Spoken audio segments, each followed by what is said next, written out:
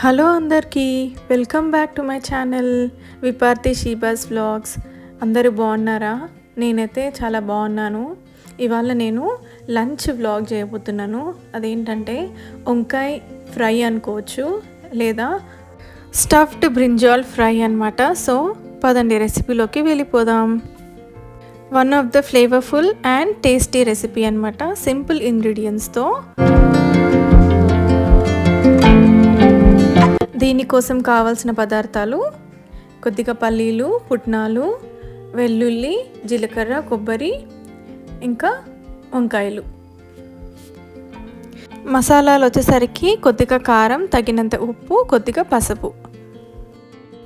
ఎన్నో రెసిపీస్ చేసుకోవచ్చు వంకాయలతో. So is one of the recipe అనమాట. గ్రేవీ అయితే కాదు, జస్ట్ ఫ్రై మాత్రమే. ఈజీ రెసిపీయే, మనం చేసుకోవచ్చు తక్కువ టైంలోనే. దీనికోసం నేను పల్లీలని ముందే వేయించి పెట్టుకున్నాను, సపరేట్గా ఫ్యాన్ కింద ఆరబెట్టుకున్నాను అనమాట. సో ఇవన్నీ మిక్సీలో మనం గ్రైండ్ చేసుకోవాల్సి వస్తుంది. సో దానికన్నా ముందు మనము కడాయి తీసుకొని ఆయిల్ వేసుకొని, ఆయిల్ వేడెక్కాక నేను ఇక్కడ వంకాయలు ఉన్నాయి కదా, వంకాయలని మంచి శుభ్రం చేసుకున్నాను. ఇంకా 4 సైడ్లు నేను ఘాట్లు పెట్టేసుకున్నాను. దాని తర్వాత ఈ వంకాయల్ని నేను ఆయిల్లో ఫ్రై చేసేసుకుంటున్నాను. ఇక్కడ నేను గ్రౌండ్నట్ ఆయిల్ వాడాను. మీ ఇష్టము, మీ దగ్గర ఏ ఆయిల్ ఉంటే అది వాడుకోండి.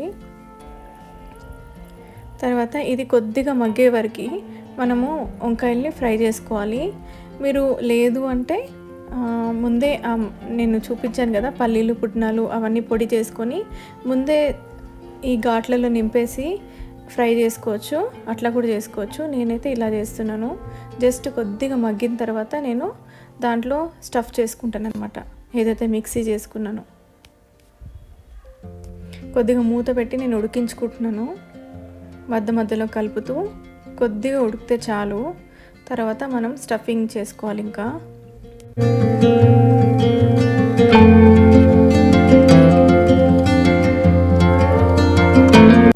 ఇక్కడ మూత పెట్టి మధ్యలో నేను కలుపుతూ ఉడికించుకుంటున్నాను వంకాయల్ని. ఇవన్నీ మనము మిక్సీ జార్లో వేసుకొని పొడిలాగా చేసుకోవాలి. వెల్లుల్లి కూడా మీకు ఎంత కావాలంటే అంత వేసుకోండి, కొద్దిగా ఎక్కువ వేసుకుంటే ఇంకా మంచి ఫ్లేవర్ వస్తుంది.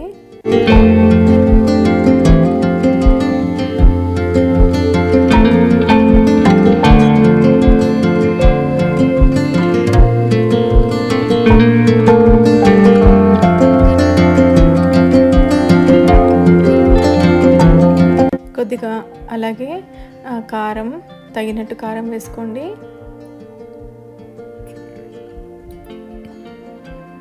కొద్దిగా పసుపు, తగినంత ఉప్పు వేసుకోండి.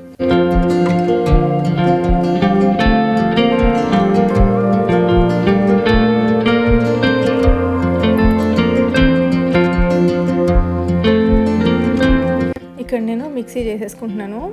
మొత్తం పూర్తిగా పొడిగా కాకుండా కొంచెం బరకగా నేను గ్రైండ్ చేసుకున్నాను.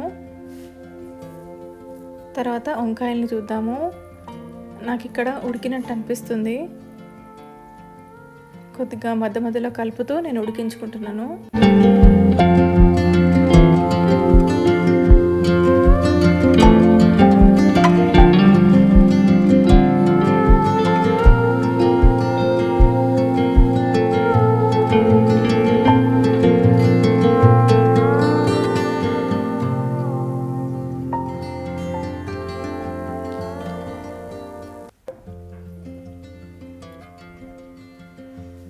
నేను ఇంకొక గిన్నెలో అయితే నేను తీసుకుంటున్నాను స్టఫింగ్ కోసము. ఫస్ట్ తీసుకొని నేను చల్లారి పెట్టుకుంటున్నాను ఫ్యాన్ కింద. దాని లోపల మనము ఈ మసాలాని స్టఫ్ చేయాల్సి వస్తుంది అనమాట. కొద్దిగా చల్లారిన తర్వాత నేను మధ్యలో ఘాట్లు పెట్టుకున్న చోట నేను స్టఫ్ చేసుకుంటున్నాను. ఇలాగ అన్నీ స్టఫ్ చేసుకొని మిగిలిన మసాలా కూడా దాంట్లో వేసేసేయాలి మనము కడాయిలో వేయించుకున్నప్పుడు. దానికోసం నేను పక్కన పెట్టాను అది మసాలా అంతా.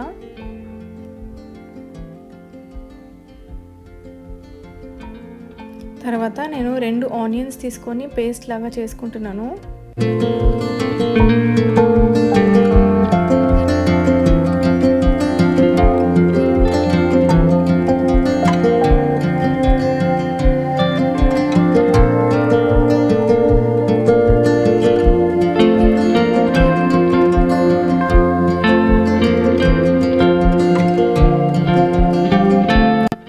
తర్వాత అదే కడాయిలో నేను కొద్దిగా ఆయిల్ వేసుకొని ఈ ఆనియన్ పేస్ట్ని నేను దాంట్లో వేసుకొని కొద్దిగా కలర్ వచ్చే వరకు నేను కుక్ చేసుకుంటున్నాను ఆనియన్ని.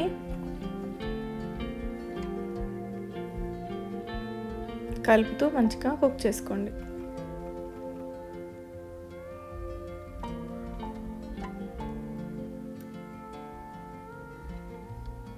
లైట్ బ్రౌన్ వచ్చిన తర్వాత దీంట్లో నేను కొద్దిగా అల్లం వెల్లుల్లి పేస్ట్ వేస్తున్నాను.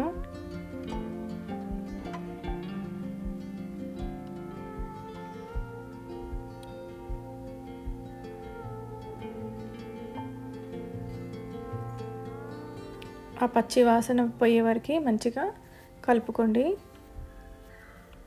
తర్వాత నేను కొద్దిగా తగినంత కారం వేసుకుంటున్నాను, కొద్దిగా పసుపు, ఉప్పు వేసుకుంటున్నాను.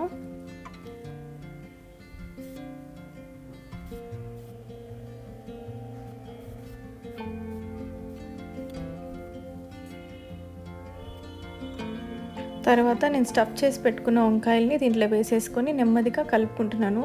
మధ్య మధ్యలో నేను కలుపుతూ మూత పెట్టి ఉడికించుకుంటున్నాను.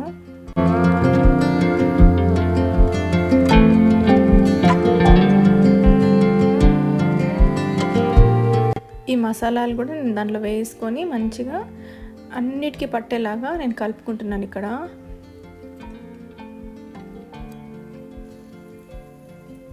కొద్దిగా ఆయిల్ కావాలంటే వేసుకోవచ్చు. ఈ టైంలో కింద మాడకుండా మధ్య మధ్యలో కలుపుకోండి.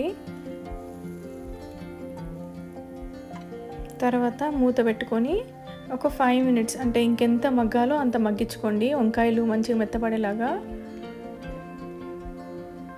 చూడండి ఇక్కడ మంచిగా నాకు ఉడికిపోయింది.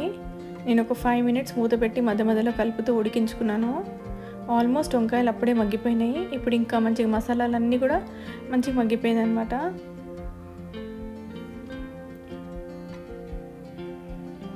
చూడండి మంచిగా నాకైతే కర్రీ అయిపోయింది, ఫ్రై.